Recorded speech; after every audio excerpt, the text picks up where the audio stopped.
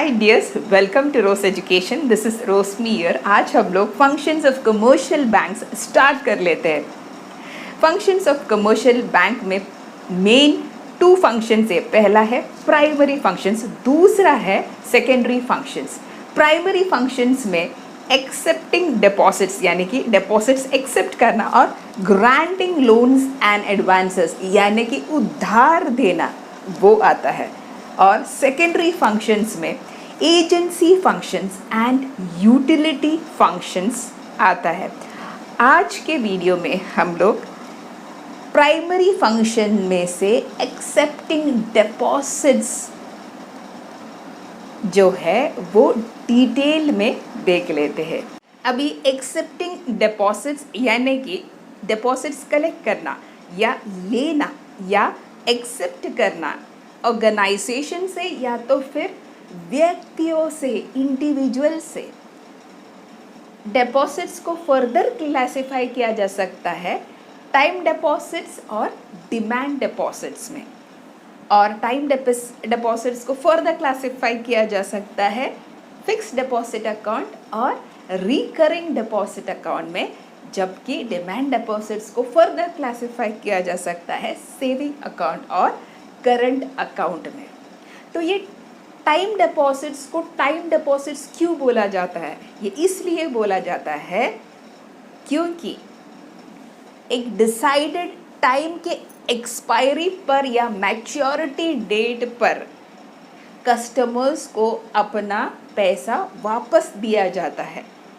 से for example, अगर एक कस्टमर ने 1 लाख डिपॉजिट किया बैंक में 1 साल के लिए, वो हो गया डिसाइडेड टाइम। तो वो 1 साल के मैच्योरिटी पर या तो फिर वो डिसाइडेड टाइम जब ही ख़त्म होता है, ओके, तो उनको अपना 1 लाख प्लस जो इंटरेस्ट है वो वापस मिल जाता है। क्लियर? अभी फिक्स्ड डिपॉजिट अकाउंट यानी कि क्या होता है? फिक्स्ड डिपॉजिट अकाउंट यानी कि वो अकाउंट होता है जिसमें फिक्स्ड अमाउंट फिक्स्ड टाइम के लिए रखा जाता है, जिस पर फिक्स्ड रेट ऑफ इंटरेस्ट मिलता है। ठीक है? से फॉर एग्जांपल, अगर हम लोग एज्यूम करें कि 1 साल के लिए 6.5% रेट ऑफ इंटरेस्ट है करके, तो अगर कोई कस्टमर बैंक में फिक्स्ड डिपॉजिट 2 लाख का करता है 1 साल के लिए, 1 ईयर के लिए, ठीक है, तो 1 ईयर का जैसे ही मैच्योरिटी डेट आता है या एक्सपायरी होता है ये पर्टिकुलर डेट का 1 साल के बाद में, तो वो कस्टमर को 2 लाख प्लस इंटरेस्ट 6.5% रेट के हिसाब से उनको मिल जाएगा। अभी ये फिक्स्ड डिपॉजिट अकाउंट लोग क्यों बनाते हैं? ये इसलिए वो लोग फिक्स्ड डिपॉजिट में रखते हैं क्योंकि फिक्स्ड डिपॉजिट में अगर कंपेयर करें तो बाकी डिपॉजिट अकाउंट से भी ज़्यादा रेट ऑफ इंटरेस्ट मिलता है। नॉर्मली बैंक परमिशन नहीं देता है कस्टमर को फिक्स्ड डिपॉजिट अकाउंट से पैसे विड्रॉ करने के लिए, लेकिन अगर वो कस्टमर विड्रॉ करता है तो कुछ रेट ऑफ इंटरेस्ट कम करके बैंक उनको वापस पैसे दे देते हैं। और ये जो अमाउंट है फिक्स्ड डिपॉजिट अकाउंट का, ठीक है, उसके ऊपर बैंक कस्टमर को फिक्स्ड डिपॉजिट रसीद देता है, जिसके अगेंस्ट कस्टमर लोन भी ले सकता है। क्लियर? अभी सेकेंड है recurring deposit account. Recurring deposit account वो लोग खोलते हैं जो सैलरीड पर्सन्स हो या तो फिर बिजनेसमैन हो, जिनका रेगुलर इनकम हो, जो हर एक महीने certain fixed sum of money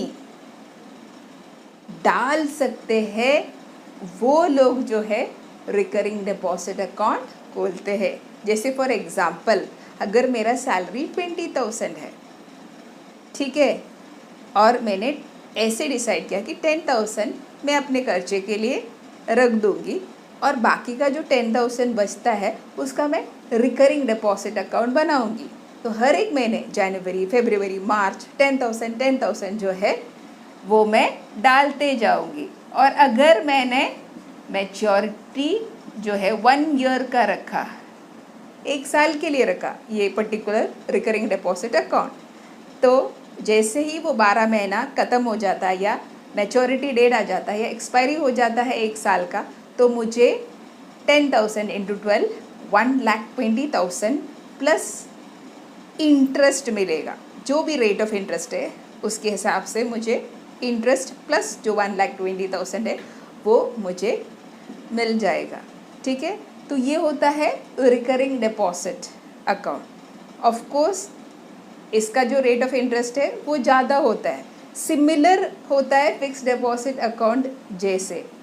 ठीक है, और बैंक ये जो कस्टमर है इनको सेपरेट पासबुक देते हैं पोजीशन देखने के लिए रिकरिंग डिपॉजिट का। अभी हम लोग क्या डिस्कस कर रहे थे, टाइम डिपॉजिट्स, उसमें आता है ना fix deposit account and recurring deposit account. अभी हम लोग आ जाते हैं डिमांड डिपॉजिट्स पर। डिमांड डिपॉजिट्स क्या होता है? डिमांड डिपॉजिट्स वो डिपॉजिट्स होता है जिस पे जैसे ही कस्टमर डिमांड करे तो उनको पैसे वापस दिया जाता है या रीपे किया जाता है। तो कस्टमर की मर्जी के हिसाब से कस्टमर कभी भी डिमांड कर सकते हैं विड्रॉवल स्लिप से, या तो चेक से, या तो फिर एटीएम कार्ड से, या तो फिर ऑनलाइन ट्रांसफ़र के ज़रिए से कस्टमर डिमांड कर सकते हैं। तो उस हिसाब से उनको तभी का तभी पैसे वापस किया जाता है, तो वो होता है डिमांड डिपॉजिट। डिमांड डिपॉजिट्स में सबसे पहला क्या आता है, सेविंग अकाउंट। सेविंग अकाउंट ज़्यादातर वो लोग खोलते हैं जिनका रेगुलर इनकम हो, जैसे सैलरी या वेजेस, वो लोग ज़्यादातर सेविंग अकाउंट खोलते हैं।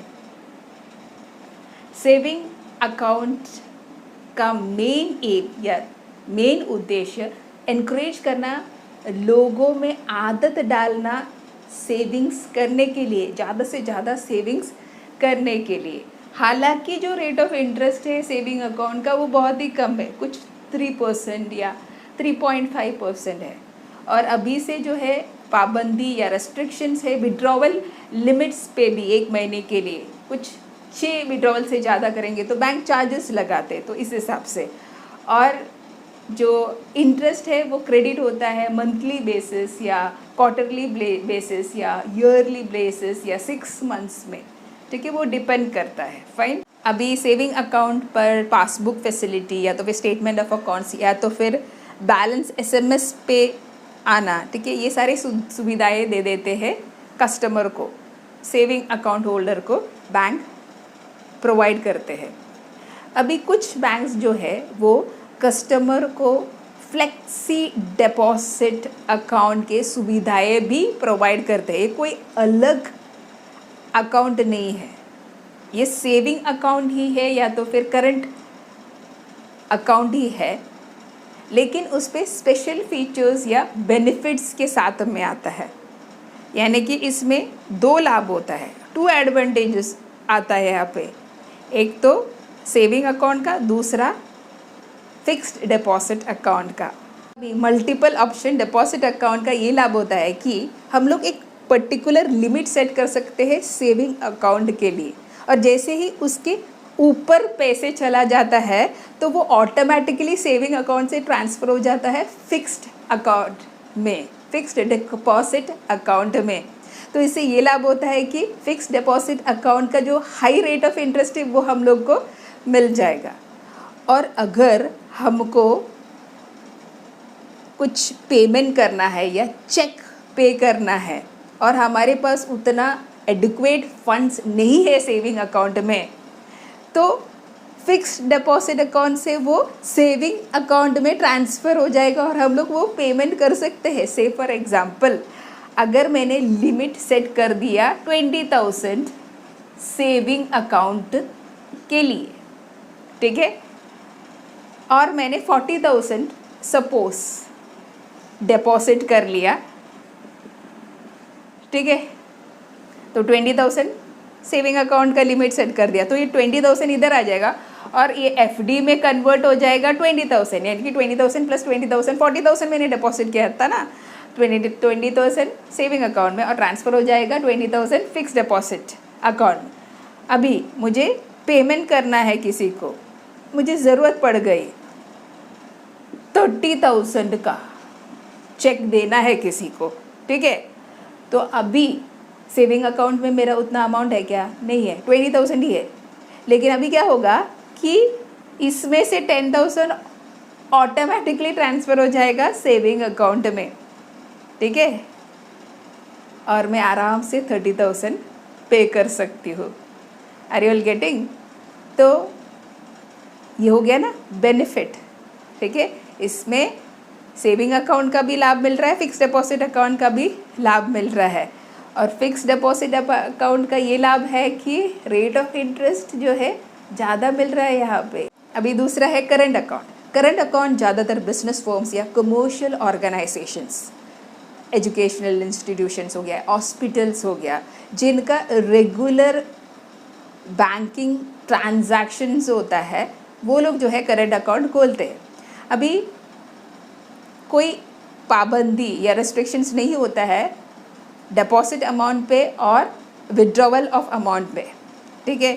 हालांकि बैंक इंटरेस्ट नहीं देते हैं करंट अकाउंट पर, लेकिन ओवरड्राफ्ट फैसिलिटी मिल जाता है करंट अकाउंट पे, तो ये अच्छा हो जाएगा ना बिजनेस फर्म्स या कमर्शियल, दूसरे जो कमर्शियल ऑर्गेनाइजेशन है उनके लिए अच्छा हो जाएगा ना, क्योंकि उनका जो है रेगुलर बैंकिंग ट्रांजैक्शंस होता है। तो अगर ओवरड्राफ्ट फैसिलिटी मिलता है या तो फिर जो बोलते हैं विड्रॉवल पे कोई पाबंदी नहीं है, डिपॉजिट्स के ऊपर भी कोई पाबंदी नहीं है, तो वो अच्छा हो जाएगा, ठीक है। तो ये एक एडवांटेज है करंट अकाउंट का। आई होप आप लोगों को अच्छी तरीके से एक्सेप्टिंग डिपॉजिट्स जो है वो समझ में आ गया है। अगले वीडियो में हम लोग ग्रांटिंग लोन्स एंड एडवांसेस कर लेते हैं। अगर आपको ये चैनल पसंद आता हो तो लाइक करना, शेयर करना, सब्सक्राइब करना, कमेंट करना। तो see you all in the next video. Till then bye bye from Roshni.